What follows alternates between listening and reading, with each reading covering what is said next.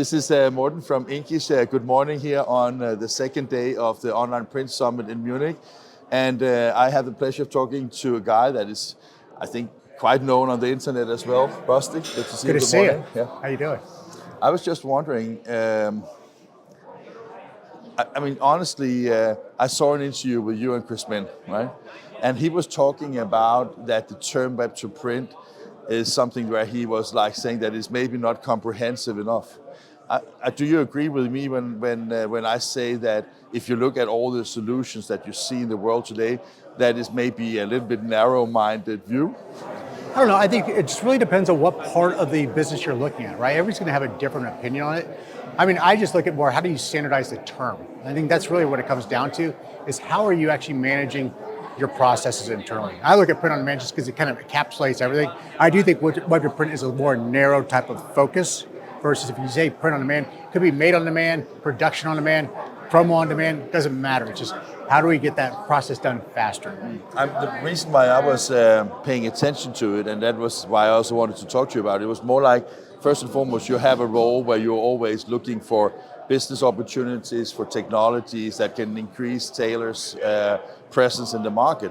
And I was just thinking that, is that really the discussion we should have, or is it more interesting to think about, okay, lights out productions in the future, super efficient workflows, and how to capture more customers in the market? So I'm sometimes wondering about what discussions are more important. And I love Chris Min, so it has nothing to do with him or anything. It was more like a starting point actually for a discussion about something that I think is important. Right? But that's the thing, is everybody looks at things in a different light, right? So like you're looking at things in a more global area, he's looking at his business differently.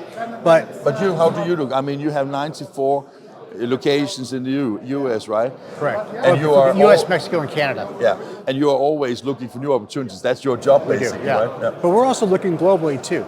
So we look at really everything within the ecosystem of how do we actually help penetrate the market better. So we're over here in Europe trying to figure out, hey, what is happening in the global print industries? From the standpoint there, what are the different challenges they've got? How are they looking at the U.S. market? Because how can we help companies come into the U.S. market to actually go faster and execute on their print? Because a lot of companies that are in Europe, they don't want to make the investment in a facility in the US, but they can tap into our network where we can actually make it really easy for them to get scale. And also funny because we spoke about that, for example, the salaries, when we discussed that in the US versus Europe, it's quite a difference basically, right? Yeah. That is exactly right. That's a big friction for a lot of those companies because they don't want to pay the salaries that's going to require in the US. It's just not the way they operate. It's funny because, it's always like when Europe got integrated with the former Soviet republics or the atmosphere, right? It was like that was like the east part was so inexpensive compared to the west, right? But when you look at it in a global perspective, it's always also like that. Okay, now the US seems to be like a very expensive to recruit the really talented people, right? And so it's kind of funny to see how that diversification in geography plays a bigger and bigger role, because printing companies are becoming global players, right? They are. Well, and also the technology is allowing it to be global. I mean, you don't have to be facilities anywhere like you used to. You used to have to own and do everything yourself. Now, you just have to be able to coordinate really, really well and be able to work in partnerships with other printers that actually align with what your business philosophy and products are. So that's what's really cool about where we are in today's marketplace. And here at the OPS, we both know Bernd Zipper for many years. And I mean, the group of people here, even for an American, must be quite interesting because you get to know a lot of facets of the industry, right? Oh, absolutely. The people we've been able to be exposed to has been great. I'd heard great things about this conference for years. This is my first time to be here. So it was kind of neat to be able to see all the different companies that are represented and really what they're looking at and how they're looking at the market. What's really nice about it is it really kind of aligns with what we're seeing in the US as well, and across all the other product categories when it comes to print on demand specifically. When you come in the role as you have with Taylor, one thing, I don't know the podcast you're doing, is that part of your work or is that something you do on the side, or how would you, because I mean it interacts sometimes. Yeah, that's exactly. I mean, Taylor has been very, very supportive of everything that we're doing out there in the market because we're really out there evangelizing the industry. We're just trying to build it up, making sure everybody has the right information about what's happening, where everything's evolving, what products are growing, what categories and sectors are moving, and where's the technology heading.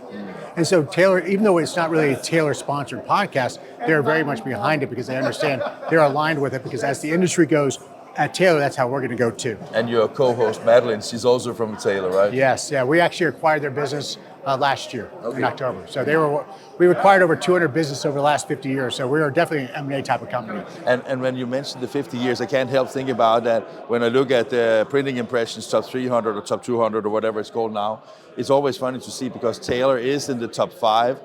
But thinking of that as a privately owned company, and then in only 50 years yet you have become that. So what you say and what you do is obviously something is right about the business model, right? Yeah, I mean, the one thing that's unique about the way Taylor was built was through all those acquisitions over that period of time, it's really given us not only a big geographic footprint, but we have a wide assortment of products. So it was kind of built really for the on-demand era.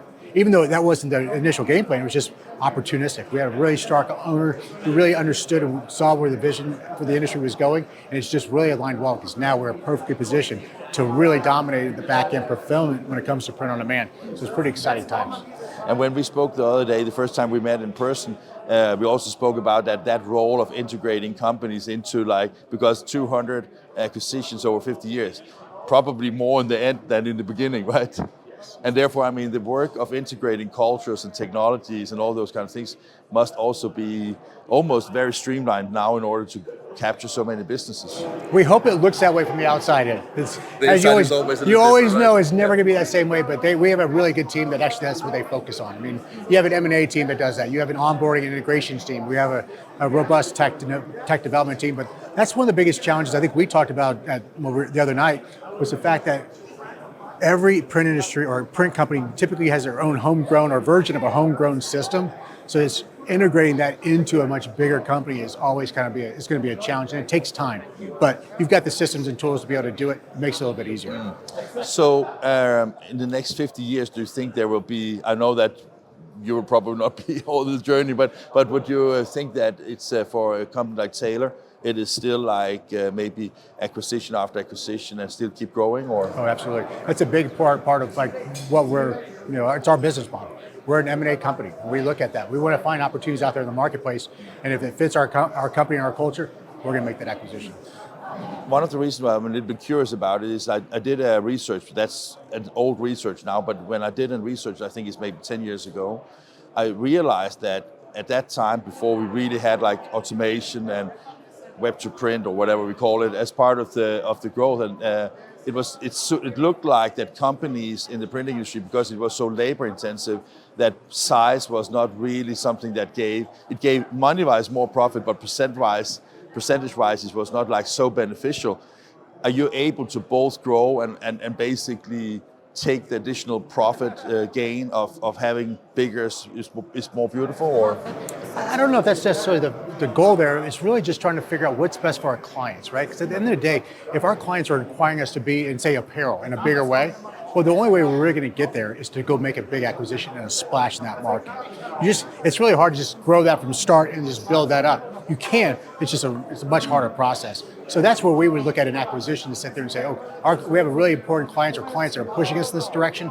We can go find out that opportunity. The reason why I was asking was also because every time, and I always say that to the editors of Printing Impression as well, every time I get that top 300, there are two numbers that are interesting. You have the revenue, which you cannot compete much against, and then you have the number of employees. And if you divide those two numbers, you get a productivity per employee.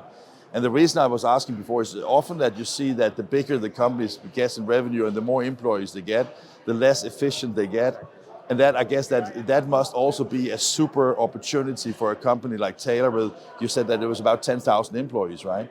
How can you actually, let's say, optimize the entire flow across many sites and all these things? Do you understand my 100%. How do you get more efficient as you get bigger and bigger and bigger? Yeah. And obviously automation is going to be a big part of that. And with the new digital print technologies, we can do that. See, a lot of those employees, that's in our production facilities. And a big part of our footprint is still the commercial offset type of work, right? It's not all on demand side. But as that side gets bigger, you're going to just see a shifting in the way that operates. And that's going to be a bigger opportunity for our business to actually gain more efficiencies.